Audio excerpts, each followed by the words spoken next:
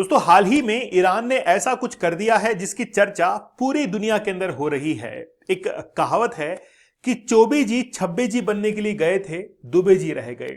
ये कहावत चरितार्थ होती है अमेरिका पर और खास तौर पर यूरोपियन कंट्रीज पर। खास तौर पर अमेरिका, जो कि अपने आप को बहुत जबरदस्त कमांडर समझता था कि पूरी दुनिया के ऊपर मैं राज कर सकता हूं, मेरे पास में वो डिफेंस कैपेबिलिटीज हैं कि मैं पूरी दुनिया में किसी भी देश से टक्कर ले सकता हूं। लेकिन ईरान ने एक असली तस्वीर आज अमेरिका को दिखा दी है।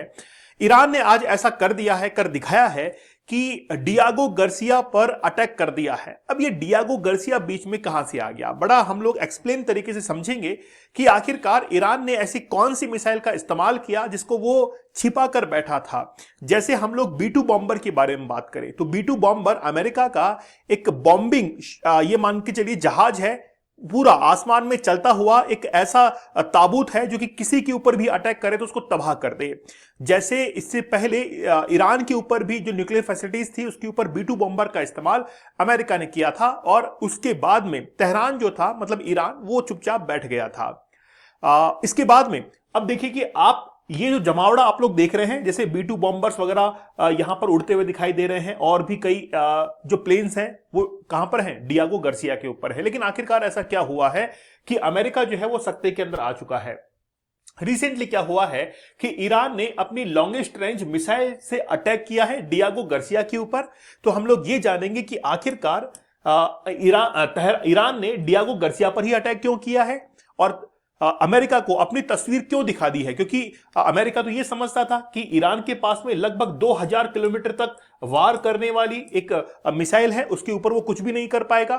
लेकिन फिर भी ईरान ने आज लगभग 4000 किलोमीटर दूर अमेरिका का जो मिलिट्री बेस है उसको टारगेट कर दिया है। तो बड़ा विस्तार से हम लोग देखेंगे। देखिए, सबसे पहले इस मैप को देखिए। आप इस मैप में आप भारत को देखेंगे कि भारत के नीचे ही एक आपको लोकेशन दिखाई पड़ रही है और यहां पर एक आइलैंड, पूरा आइलैंड का आर्कीपेलागो है। लगभग उसमें 58 इसके ऊपर आइलैंड्स हैं। इसमें से एक है जिसको हम लोग कहते हैं डियागो गार्सिया। तो अगर आप लोग इसकी डिस्टेंस यहां से ईरान से देखेंगे तो ईरान से यहां की डिस्टेंस लगभग 3500 किलोमीटर के आसपास है, लगभग 3500 किलोमीटर के आसपास है। अगर यहां पर देखिए, ये जो आप लोग वाटर स्ट्रेट है जिसको हम लोग कहते हैं बाब अल मंदेव से ये जो डिस्टेंस है ये लगभग 2000 किलोमीटर की है। ठीक है। अब क्योंकि यहां पर यमन के अंदर कौन है, हुतीज हैं, अगर वो भी अटैक करें या फिर वहां पर भी कोई निशाना साधा जाए तो फिर लगभग 2000 किलोमीटर की दूरी जो है वो यहां पर निकलकर आती है। तो ईरान ने सीधा क्या किया है कि इसके ऊपर, इस आइलैंड के ऊपर मिसाइल जो है वो यहां पर शॉट डाउन की, मतलब यहां पर जो है वो इसको अटैक किया, टारगेट किया, लेकिन अमेरिका ने इसको शॉट डाउन कर दिया। तो ईरान ने 4000 किलोमीटर दूरी तक, लगभग 3500-4000 किलोमीटर दूरी तक जो है इस मिसाइल को यहां पर टारगेट किया है। इसका मतलब यह है कि ईरान ने कभी अपनी ताकत जो है, अपनी पावर पहले दिखाई नहीं है, तो यहां पर वो टारगेट कर सकता है।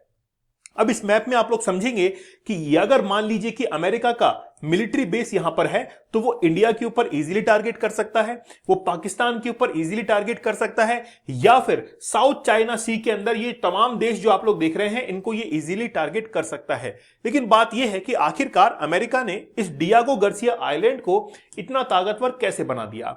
ये जो डियागो गार्सिया आइलैंड है इसके ऊपर टोटल 58 अलग अलग छोटे छोटे आइलैंड्स हैं। इसको मिलाकर पूरा का पूरा डियागो गार्सिया बनता है। अब यहां पर ही अमेरिका ने अपनी हवाई पट्टियां बना रखी है। जैसे ये जो आप लोग एयरफोर्स बेस देख रहे हैं जहां पर B2 बॉम्बर्स खड़े हुए हैं, एयरक्राफ्ट खड़े हुए हैं, F-35 वगैरह, इसको हम लोग कहते हैं कि ये जो है इसका नाम है एंडरसन AFB। एयरक्राफ्ट कैरियर्स वगैरह यहां पर अवेलेबल हैं। तो एंडरसन, ये पूरा का पूरा हवाई आइलैंड जो है, एंडरसन जो है इस पट्टी को यहां पर कहा जाता है। एयरफोर्स बेस है ये अमेरिका का और इसको यूके ने अमेरिका को लीज पर दिया हुआ है। तो ईरान से अगर हम लोग देखेंगे कि डियागो गार्सिया की जो लगभग दूरी है वो 4000 किलोमीटर के आसपास है। इसका मतलब यह है कि ईरान इतनी दूरी पर किसी भी टारगेट को हिट कर सकता है। अब देखिए, किसी ना किसी मिसाइल से तो टारगेट होगा ही होगा। अब किसी मिसाइल को इतनी दूरी तय करने के लिए फ्यूल भी बड़ा जबरदस्त चाहिए होता है। अब या तो ईरान एक काम कर सकता है कि ईरान जब 4000 किलोमीटर दूरी तक की मिसाइल बना सकता है तो इसका मतलब है कि वो 5000 किलोमीटर की दूरी भी तय कर पाएगा। अगर 5000 किलोमीटर दूरी की अगर उसको मिसाइल बनानी है तो इसको हम लोग कहते हैं इंटर कॉन्टिनेंटल बैलिस्टिक मिसाइल। अगर कोई मिसाइल एक द्वीप से छोड़ी जाए और अगर दूसरे द्वीप पर जाकर वो हिट कर दे तो उसको हम लोग क्या कहेंगे, कॉन्टिनेंट को जाकर हिट कर दे तो उसको हम लोग क्या कहेंगे कि वो इंटर कॉन्टिनेंटल बैलिस्टिक मिसाइल है। जैसे भारत से हम लोग ऑस्ट्रेलिया को अगर टारगेट करें तो वो एक कॉन्टिनेंट से निकलकर दूसरे कॉन्टिनेंट में जाएगी, इसको हम लोग कहेंगे इंटर कॉन्टिनेंटल बैलिस्टिक मिसाइल। ऐसी मिसाइल्स को अगर फ्यूल चाहिए होता है तो मैक्सिमम वहां पर न्यूक्लियर फ्यूल की जरूरत पड़ती है। तो अब ये कयास लगाए जा रहे हैं कि ईरान ने कहीं ना कहीं न्यूक्लियर फ्यूल जो है उसको भी बनाया है। इसको हम लोग कहेंगे कि न्यूक्लियर मिसाइल जो है ऑलरेडी ईरान के पास में है, ऐसे कयास लगाए जा रहे हैं। इसको लेकर अब अमेरिका जो है सख्ते में आ चुका है कि क्या वाकई में ईरान ने इतना जबरदस्त मिसाइल जो है वो बना डाली है। हां, बात यह है कि ईरान ने वहां से मिसाइल छोड़ी, 2 मिसाइल जो है वो इंटरसेप्ट की गई क्योंकि वहां पर यूएस का एयरक्राफ्ट कैरियर था। ठीक है, उसने क्या किया कि इसको डिटेक्ट किया और वहां से फिर एक मिसाइल निकली और ईरान की मिसाइल को हवा के अंदर ही खत्म कर दिया था। लेकिन अमेरिका के मन में यह डर बैठ चुका था कि ईरान जो है आगे और भी कई रेंज की मिसाइल जो है वो टारगेट कर सकता है। जैसे ईरान के पास में हो सकता है कि मीडियम रेंज बैलिस्टिक मिसाइल हो जो कि लगभग टारगेट करती है 3000 किलोमीटर तक। आईसीबीएम भी हो सकती है, इंटर कॉन्टिनेंटल बैलिस्टिक मिसाइल, जो कि लगभग 5000 किलोमीटर दूरी तक क्या कर सकती है, टारगेट कर सकती है।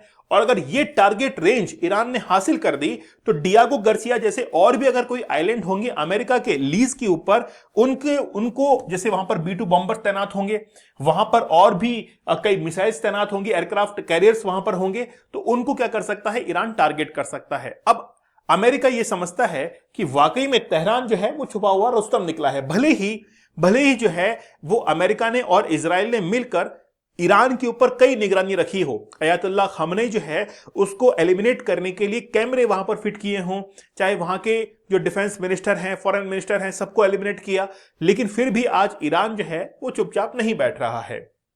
अब बात यह है कि अगर हम लोग डियागो गार्सिया के बारे में बात करें तो डियागो गार्सिया यूके के अधिकार क्षेत्र में आता है। तो यूके मतलब ब्रिटिश एम्पायर।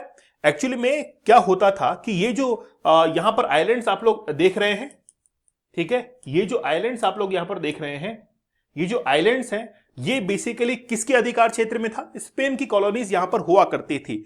स्पेन की कॉलोनीज यहां पर हुआ करती थी और अफ्रीका से मजदूर आकर यहां पर मजदूरी किया करते थे। भारत से भी बहुत सारे मजदूर डियागो गार्सिया आइलैंड के ऊपर ले जाए जाते थे और उसके बाद में क्या हुआ कि ये मॉरिशियस के अधिकार क्षेत्र के अंदर आ गया पूरा का पूरा डियागो गार्सिया। 1966 के अंदर ये जो था वो किसके अधिकार क्षेत्र में चला गया था, उससे पहले ही ये यूके के अधिकार क्षेत्र में चला गया था। ठीक है, ब्रिटिश की एक कॉलोनी हुआ करती थी। अब यूके ने क्या किया कि 1966 के अंदर इसको यूएसए को लीज पर दे दिया और वो लीज पर दिया गया अगले 50 साल के लिए। और ये जो लीज है जो कि 1966 में दी गई थी ये 2016 के अंदर जाकर खत्म हो रही थी। तो 2016 में जैसे ही खत्म हुई तो इसकी 20 साल के लिए, अगले 20 साल के लिए वापस से इसका टेन्योर बढ़ा दिया गया। इसका जो टाइम पीरियड है वो एक्सीड कर दिया गया और 2036 तक वापस से ये यूएसए के अधिकार क्षेत्र के अंदर आ गया। लेकिन कीर स्टामर जो कि प्रधानमंत्री हैं ब्रिटेन के, उन्होंने एक स्ट्रगल फेस किया है। एक्चुअली में ये जो मामला था वो इंटरनेशनल कोर्ट के अंदर चला गया कि अगर मॉरिशस का ये आइलैंड है तो आखिरकार मॉरिशस को वापस क्यों नहीं सौंप दिया जाता। तो ऐसा मामला 2019 के अंदर इंटरनेशनल कोर्ट के अंदर पहुंचा और 2025 के अंदर जब कीर स्टामर प्रधानमंत्री बने ब्रिटेन के, तो उन्होंने कहा कि ठीक है, हम सारे आइलैंड जो है वो मॉरिशस को सौंप देंगे, लेकिन हमको डियागो गार्सिया अगले 99 ईयर्स के लिए लीज पर चाहिए और हम लोग इसके लिए 100 मिलियन यूरोज जो है वो पे करेंगे, किसको, मॉरिशियस को। और जैसे ही ब्रिटेन ने डियागो गार्सिया को लीज पर ले लिया अगले 99 ईयर्स के लिए, तो फिर वो अमेरिका को सौंप दिया कि अमेरिका जो है इसका इस्तेमाल कर सकता है। अब आप इसकी लोकेशन अगर आप इसकी लोकेशन देखेंगे तो इस लोकेशन पर मैंने आपको समझाया कि किस तरीके से इंडिया, पाकिस्तान, सभी जगह पर जो है आसानी से नजर रखी जा सकती है। लेकिन वो टाइम पीरियड जो मैंने बताया जिस समय ईरान के पास में गया, वो टाइम पीरियड था 1966 का। आप देख सकते हैं कि अमेरिका ने 1966 के अंदर इसको लिया है और ये जो टाइम पीरियड है वो है कोल्ड वॉर का। मतलब अमेरिका को टक्कर लेनी है यूएसएसआर के साथ में, रशिया के साथ में टक्कर लेनी है। इसके साथ में ही साउथ चाइना सी के अंदर अपनी भी पैठ जो है वो जमानी है। इसीलिए अमेरिका ने क्या किया कि डियागो गार्सिया को लीज पर ले लिया और 1966 से लेकर 2016 तक अपना दबदबा जो है वो कायम रखा। अब अगले 99 साल के लिए भी क्या है, किसके पास में लीज पर है? यूएसए के पास में ये लीज पर बना हुआ है। अब ये यूके के पास में था, ठीक है। अब यूके ने साफ तौर पर इनकार कर दिया कि हम लोग अमेरिका का साथ नहीं देंगे ईरान वॉर के अंदर, लेकिन अमेरिका ने कहा कि आप नाटो के मेंबर हैं, हमारा साथ देना ही पड़ेगा। ऐसे दबाव के चलते कीर स्टारमर ने एक परमिशन जो है वो दे दी यूएस को कि आप लोग जो है वो इसका इस्तेमाल कर सकते हैं, ठीक है। अमेरिका ने ऑपरेशन चलाया था, ऑपरेशन एपिक्यूरी, जिसके तहत अब डियागो गार्सिया का इस्तेमाल कौन कर पाएगा? यूएसए कर पाएगा। लेकिन अगर आप इस ट्वीट को देखेंगे तो यहां पर आप देखेंगे कि सैयद अब्बास अराक्ची क्या कह रहे हैं कि इजराइल यूएस जो कि ईरान के ऊपर अटैक कर रहे हैं, vast majority of the British people do not want any part in the, मतलब ब्रिटेन के बहुत सारे लोग जो है, ब्रिटेन के बहुत सारे लोग वो इसमें नाखुश हैं कि इजराइल और यूएस मिलकर ईरान के ऊपर अटैक कर रहे हैं। इसका मतलब यह है कि कीर स्टारमर आज इस दबाव के अंदर हैं कि वो आखिरकार किसको चुने। अगर वो ब्रिटिश जनता के साथ में जाते हैं तो ब्रिटिश जो वहां के लोग हैं वो इनकार कर रहे हैं कि आप इस तेहरान के युद्ध के अंदर शामिल मत होइए, जबकि कीर स्टारमर के ऊपर दबाव है अमेरिका का कि आप नाटो के मेंबर हैं, इसलिए आपको अमेरिका का साथ देना चाहिए। इसीलिए कीर स्टारमर दोनों परिस्थिति के अंदर जो है वो फंसते हुए दिखाई दिए। लास्ट में डिसीजन क्या हुआ? कीर स्टारमर ने कहा कि ठीक है, जनता से हम लोग वापस से कुर्सी जो है अपने बचाए रखेंगे, खैर कोई बात नहीं, अभी हम लोग अमेरिका से निपटते हैं, और इस चीज के चलते एक परमिशन दे दी कि डियागो गार्सिया का इस्तेमाल जो है आप कर सकते हैं। अब ये युद्ध आप लोग देख रहे हैं धीरे धीरे आगे बढ़ रहा है, जिसमें ब्रिटेन ने अपने आप को इसके अंदर शामिल कर लिया है। मतलब ब्रिटिश कोई टेरिटरी अगर अमेरिका के इस्तेमाल में आ रही है, इसका मतलब है कि ब्रिटेन जो है वो इनडायरेक्टली अब इस युद्ध के अंदर शामिल हो चुका है। अब अमेरिका का जो हमला है वो बहुत तेज हो चुका है। आप लोग को पता होगा कि ईरान अपने ईरान जो है उसके ऊपर B2 बॉम्बर से अब हमला हो रहा है। अब डियागो गार्सिया पर जब तेहरान हमला कर रहा है तो इसका मतलब है कि अमेरिका ने अपने जो B2 बॉम्बर्स वगैरह थे उनको यहां पर तैनात किया था। इसकी इंटेलिजेंस भी तेहरान के पास में थी कि हो सकता है कि अमेरिका आगे आने वाले समय में डियागो गार्सिया का इस्तेमाल करे और वो तेहरान के ऊपर अटैक करे। उससे पहले ही तेहरान ने, मतलब ईरान ने अटैक कर दिया डियागो गार्सिया के ऊपर। तो साफ तौर पर जाहिर है कि ईरान कहीं भी पीछे हटने को तैयार नहीं है, वो भी अपने साजो सामान लेकर बैठा है। हो सकता है कि ईरान ने चोरी छुपे अपने न्यूक्लियर जो मिसाइल्स हैं इनको भी बना लिया हो, जिसका आगे वो इस्तेमाल कर सकता है, क्योंकि 4,000 किलोमीटर तक उसकी जो मिसाइल्स अभी इस्तेमाल हो रही हैं, तो हो सकता है कि उसके पास बड़ी मिसाइल्स भी हो जो कि कॉन्टिनेंट से दूसरे कॉन्टिनेंट के ऊपर वार कर सकती हैं। अब कुल मिलाकर बात यह है, कहानी का सार तो यही है कि इस युद्ध का अंत जो है अगर जल्दी नहीं होता है तो कहीं ना अमेरिका को इसके अंदर बहुत बड़ा नुकसान हो सकता है, करोड़ों का नुकसान उसमें हो सकता है। जबकि ईरान का क्या ही जाता है, वो तो बस ये मान के चलिए कि अपने ड्रोन्स को छोड़ेगा और अमेरिका के जितने भी वॉरशिप्स हैं उनके ऊपर वो अटैक करेगा। हाँ, बात यह भी है कि ईरान ने अपने बहुत बड़े बड़े कमांडर जो हैं इसके अंदर खो दिए हैं, यहां तक कि पूरे स्टेट का, मतलब अपने नेशन का एक लीडर जो है उसको भी वो खो चुके हैं अयतुल्लाह खamenei के रूप के अंदर। देखना यह होगा कि अब युद्ध जो है वो किस डायरेक्शन के अंदर जाता है। दोस्तों, डीप वर्क का ये कोर्स बड़ा जबरदस्त है, मतलब फोकस जो है इसकी मदद से कैसे आप अपने एग्जाम को, कैसे बिजनेस को क्रैक कर सकते हैं, मैंने 30 टेक्निक्स के अंदर ये बताया है। आप चाहें तो 75 डेज का हार्ड चैलेंज या फिर 100 डेज का हार्ड चैलेंज भी आप लोग ज्वाइन कर सकते हैं। अभी डिस्काउंट जो है इसके ऊपर चल रहा है। दीपक इंदौरा ऑफिशियल टेलीग्राम पर आप जरूर ज्वाइन कर लीजिएगा। तो मिलते हैं आप लोगों से नेक्स्ट सेशन के अंदर, तब तक धन्यवाद, थैंक यू, जय हिंद।